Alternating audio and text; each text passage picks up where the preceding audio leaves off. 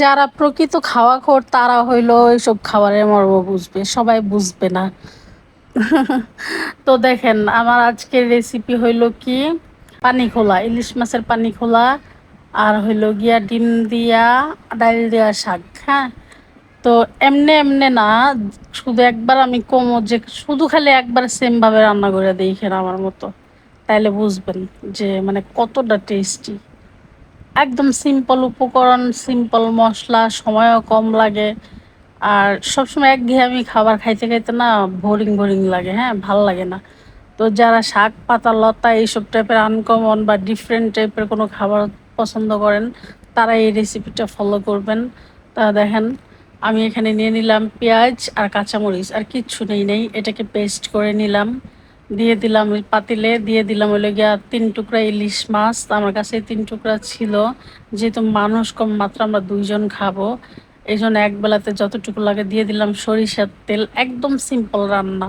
হ্যাঁ, এটা হইলো ইলিশের পানি খোলা। একটু হালকা জিরার গুঁড়া দিয়ে দিলাম, মানে কোনো ঝামেলাবিহীন। দিয়ে দিলাম লবণ, তেমন আর কোনো কিছু নাই। আদা, নো আদা রসুন, হ্যাঁ নো ধনিয়া পাতা।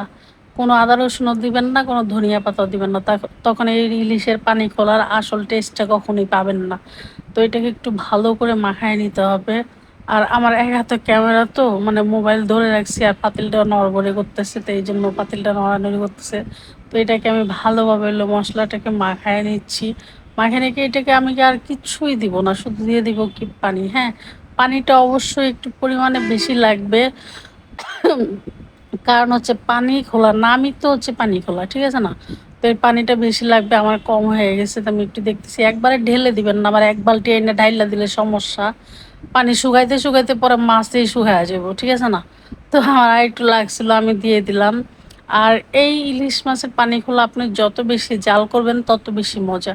যদি ইলিশ মাছ 5 মিনিটে সিদ্ধ হয়ে যায়, সেখানে আপনি 10 মিনিট জাল করবেন। হ্যাঁ, বা 2 মিনিটে সিদ্ধ হইলে আপনি 5 মিনিটে জাল করবেন। জাল করলে পানিটা একটা মানে জোশ আসবে, তখন কেন আপনার এই পানি খোলার আসল টেস্ট আপনি খুঁজে পাবেন খাবারের মাঝে, না হলে পাবেন না। দিলেন পানি ঢেলা দিলেন আর কয়েক বলক দিয়ে উঠায় নিলেন, তাইলে কিন্তু কোনো মজা পাবেন না। অবশ্যই এটাকে একটু ভালো করে জাল করতে হবে, কিছুটা পানি শুকাইতে হবে। যেমন ডাল অনেক টাইম জাল করলে তারপরে মজা লাগে, এই ইলিশের পানি খোলাটাও সেম। তো হয়ে গেল সেটা। তো আমি আরেকটা রেসিপিতে চলে আসছি, এখন হচ্ছে ডিম দিয়ে, মানে শাক দিয়ে ডাল দিয়ে ওইটা। 2টা ডিম সিদ্ধ করে নিছি, এটাও কিন্তু আমার একটা মাছ বলতে পারেন। যার যেমনে মন চায় হেমনে ডিম দিয়েন, তবে আনাম দিয়েন না, এইভাবে কাইটটা কুটটাই দিয়েন, 2 টুকরা করে দিয়েন লম্বা কইরা। এভাবে দিয়েন, কোনো লবণ হলুদ কিচ্ছু মাখাই নাই, শুধু ডিমগুলা সিদ্ধ করে এভাবে কাইটটা নিয়ে ডাইরেক্ট বাইজা লইছি। হ্যাঁ, লবণ টবণ কিচ্ছুই দেই না। দিয়ে দিলাম কড়াইয়ের মধ্যে হইলো গিয়া তেল। তেল দেওয়ার পরে দিয়ে দিলাম হলো গিয়া পেঁয়াজ কুচি পরিমাণ মতো। দিয়ে তারপরে এখন দিব হলো গিয়া ফ্রোজেন আদা রসুন বাটা, কারণ আমার কাছে মানে এমনি নাই, ফ্রোজেন আছে। আমি দিয়ে দিলাম আদা রসুন বাটা। তো এটাকে একটু নেড়ে চেড়ে ভাজা করে তারপরে দিয়ে দিব হলো গিয়া ওই মানে পানি। তার আগে আমি আপনাদেরকে একটা জিনিস দেখাই, ওটা হইতে থাকুক। এই যে দেখেন পুঁই শাকগুলো অনেক সতেজ, গাছের লাগানো, নিজের হাতের সার মুক্ত। ওটা ধুয়ে কেটে বেছে নিছি। পুঁই শাকের ডাগাগুলো অবশ্যই আলাদা নিছি। আলুর ডাল আর হলো পুঁই শাকের ডাগাগুলো একসাথে দিব।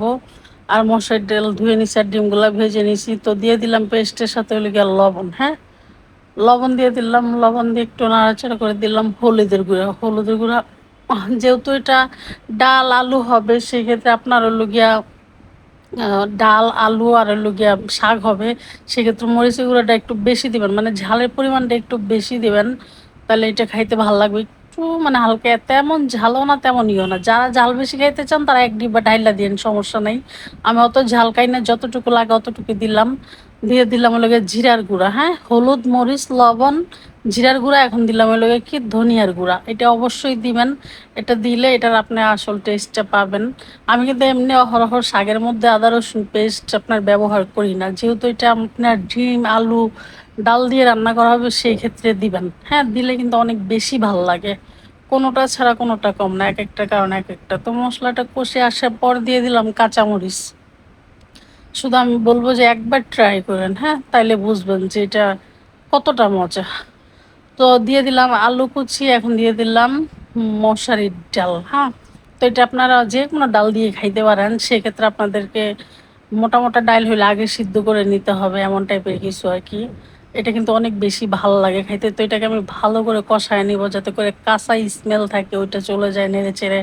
এটা কিন্তু আবার আমি ঢাকবো, হ্যাঁ, এটাকে আমি 2-3 মিনিটের মতো ঢেকে রাখবো। অবশ্যই চুলার আঁচটা কমায় দিয়ে ঢেকে রাখবো।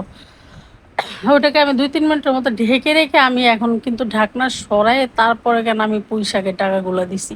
কারণ কি জানেন, কারণ আমার পুঁই শাকগুলো একেবারে কচি, এটা একদমই যে আগার যে অংশ আছে না সেই অংশটা, এই জন্য আমি এটা পরে দিছি। মানে আলুর ডালের সাথে এটা হবে না, এটা তার আগেই সিদ্ধ হয়ে যাবে এই কারণে। তো এই যে দেখেন 2 মিনিটের মতো আমি সব কিছু ঢেকে দিয়ে এখন ভালো মতো কষায় নিচ্ছি। দেখেন কালারটা কত সুন্দর লাগতেছে না, কি সতেজ সতেজ লাগে। মানে ইয়েলো কালার, লাল কালার, সবুজ কালার সব কিছু মিলে কেমন সুন্দর একটা কালার কালার। তো ওটা কষে আসছে ভালো মতো, তো দিয়ে দিলাম শাকগুলো, হ্যাঁ। শাকগুলো দিয়ে দেওয়ার পরে মানে শাকগুলো যে বিশেষ করে হাত দিয়ে ধরি না, নিজের তো অনেক সফট সফট মনে হয়। তো এই যে দেখেন এই পর্যায়ে আছে, আমি নাড়াচাড়া কষায় এ পর্যন্ত নিয়ে আসছি। আমি কিন্তু একদমই কোনো পানি দেই নাই। আমি ওই যে দেখলেন না যে মশলার মধ্যে ডাল টাল দিয়ে হচ্ছে কষাইছি, এই কষার মধ্যেই কিন্তু আমি আলু ডাল কষার মাধ্যমেই কিন্তু আমি পুঁই শাক দিয়েছি। আমি কিন্তু একটু পানিও দেই নাই। এই যে ফাইনালি আমি কষানোর পরে এখন কেন আমি পানি দিব, পানির পরিমাণটা আমি অবশ্যই কম দিব, কারণ আমি এটাকে কিন্তু ঢাকবো না, হ্যাঁ।